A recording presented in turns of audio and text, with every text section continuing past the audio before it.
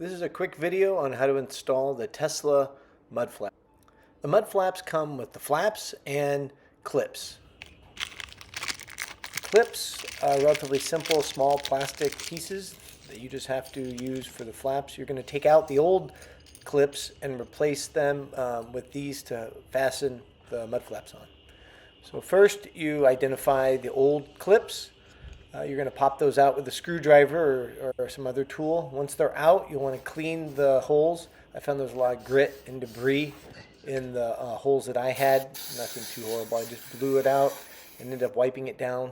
And then you'll find in the mud flaps there's little clips, little holders there. So you'll just line those up to the trim, inside of the trim, and just line that up also with the holes. It goes on pretty easy. The profile of the flap to the actual car, pretty similar, made by Tesla. So you just get it on there, line up the holes, and then at that point you're going to put the plastic clips in.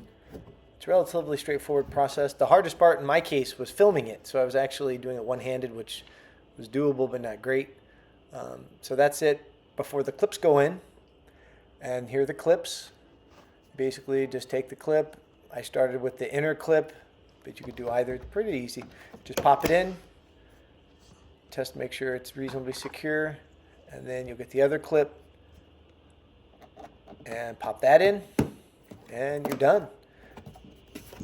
Just test it, make sure it feels secure, and just inspect your work, make sure everything's okay. It's so easy, it shouldn't be a problem. I installed these in the middle of January, right before we had a large snowstorm, so it worked out perfect. I didn't get to see what it was like without those, without just a little bit of material on the car.